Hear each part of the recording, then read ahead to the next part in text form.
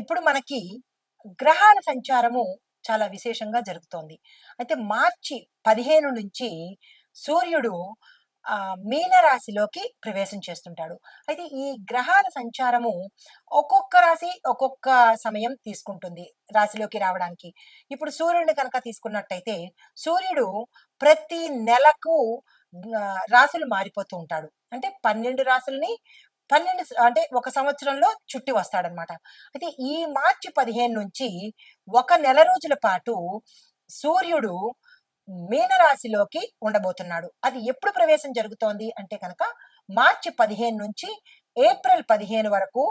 దీనితో పాటు షష్టగ్రహ కూటమి కూడా ఇందులోనే జరుగుతోంది కాబట్టి మే 31 వరకు ఈ రవి గ్రహము మీనరాశిలో ఉండే ప్రయత్నం జరుగుతుంది. అయితే జ్యోతిష శాస్త్రంలో రవికి విశేషమైన అంటే సూర్యగ్రహానికి విశేషమైన ఫలితము అంటే విశేషమైన విశిష్టత కలిగి ఉంది. ఏమిటి అంటే కనుక సూర్యుడు ఇచ్చే ఫలితాలు ఆరోగ్యము, కీర్తి ప్రతిష్టలు, రాజయోగము, దీంతో పాటు శ్రేయస్సును కూడా ఇవ్వబోతుంటాడు. అందుకే రవి గ్రహానికి అనారోగ్యంగా ఉన్న వాళ్ళందరూ రవికి ప్రార్థన అంటే సూర్యుడికి అర్ఘ్యం ఇవ్వడాలు, సూర్యుడికి ఉపవాసాలు చేయడాలు ఇలాంటివి చేస్తే కనుక ఆరోగ్యము, రాజయోగము, సంఘంలో కీర్తి ప్రతిష్టలు ఇవన్నీ ఇస్తాడు. అయితే ఇప్పుడు సూర్యుడు సంచారం చేయడం ఒక శుభ ఫలితాలను ఇస్తే అంటే కొంతమందికి శుభ ఫలితాలను ఇస్తే మరికొంతమందికి ఆ మిశ్రమ ఫలితాలను ఇవ్వబోతున్నాడు.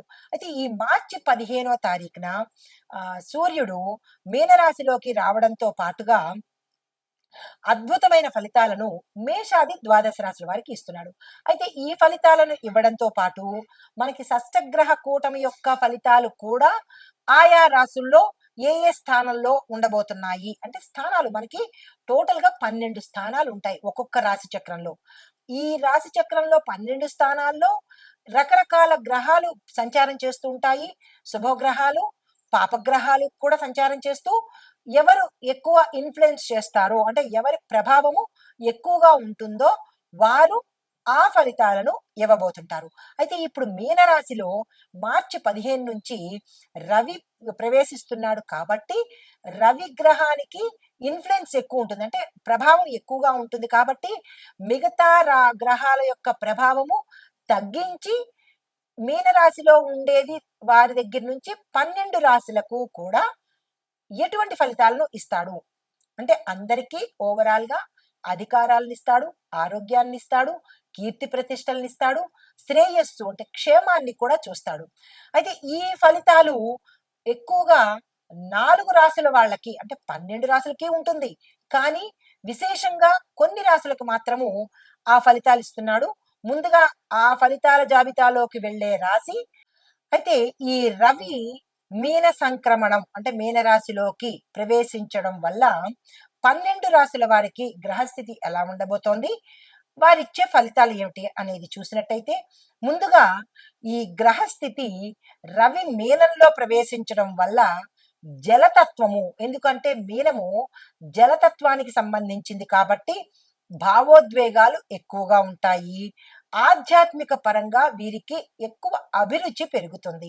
అయితే బుధుడు, శుక్రుడు, శని, కేతు స్థితిని బట్టి వారి యొక్క రాశుల్లో ప్రభావం మారిపోతుంది. అయితే ఈ సమయంలో చంద్రమంగళ యోగము యొక్క ఫలితాలు దీంతో పాటు రాహు కేతు కూడా మార్గదర్శకము చేస్తారు అంటే మీకు ఒక గైడ్ లాగా మీకు మార్గాన్ని నిర్దేశిస్తారు. ఆ మార్గనిర్దేశనము తదుపరి రాశి మకర రాశి. ఈ రాశిలో వారికి ఉద్యోగస్తులకు కొంత ఒత్తిడి కనబడుతుంది. స్నేహపూర్వకమైన నడవడిక కనబడుతుంది. ఎందుకంటే మీరు అలా ఉండకపోతే మీ మీద కొంత నిఘా వేసే అవకాశం ఉంది. జాగ్రత్తలు తీసుకోండి. వ్యాపారస్తులకు ఆర్థిక ఇబ్బందులు కనబడుతున్నాయి.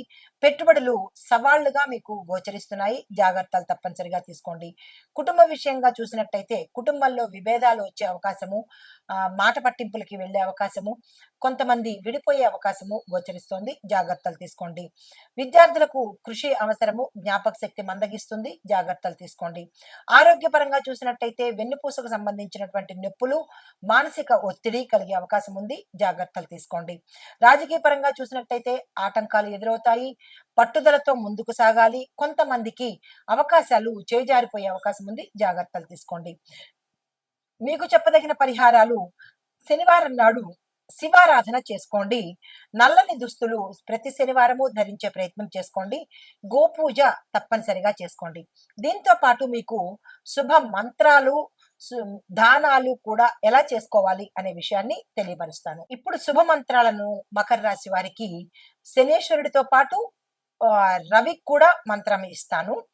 రవి మంత్రము ఓం గృణి సూర్యాయ నమః అనే ఈ మంత్రాన్ని ప్రతిరోజు 108 సార్లు చదువుకునే ప్రయత్నం చేయండి. దానితో పాటు శనేశ్వరుడికి మంత్రము ఓం శం శనేశ్వరాయ నమః అనే ఈ మంత్రము ప్రతి శనివారము 23 సార్లు చదువుకునే ప్రయత్నం చేయండి.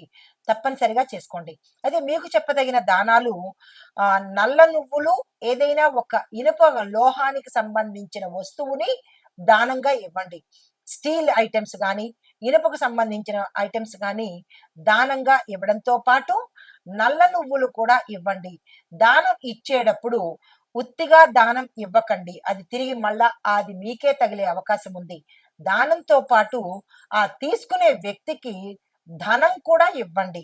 మీ కర్మను వాళ్ళు తీసుకునేటప్పుడు కొంత ఉపశమనం చేసుకుంటేనే ఉపయోగపడుతుంది.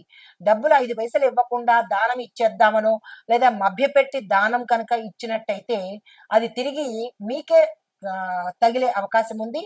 ఈ దానాలు ఇచ్చేటప్పుడు ఎవరైనా సరే కొంత ధనాన్ని ఇచ్చి దానం చేస్తే 2 ఫలితాలు దక్కుతాయన్నమాట.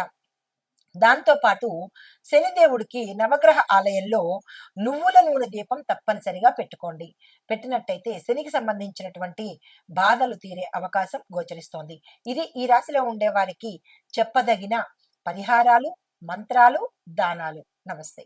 తరువాత ఓవరాల్ గా ప్రత్యేకంగా సూచనలు అంటే అన్ని 12 రాశుల వారికి చెప్పదగిన సూచనలు ఏంటంటే, ప్రతి రాశి వారు తప్పనిసరిగా ఆదిత్య హృదయం పఠించండి. రెండోది, గురువారం రోజు పసుపుని దానంగా ఇవ్వండి. శనివారం రోజు నువ్వుల నూనె దీపం పెట్టడం వల్ల శుభ ఫలితాలు పొందుతారు. మూడవది, గోసేవ, అన్నదానము, నీళ్లను దానంగా ఇచ్చినట్టయితే మహా ఫలితాన్ని పొందే అవకాశం గోచరిస్తోంది. అయితే ఈ మంత్రాలు, దానాలు పాటించడం ద్వారా మీరు ఈ రవి మీన సంక్రమణంలో విశేషమైన శుభ ఫలితాలను పొందే అవకాశం గోచరిస్తోంది. సర్వే జన సుఖినో భవంతు. నమస్తే.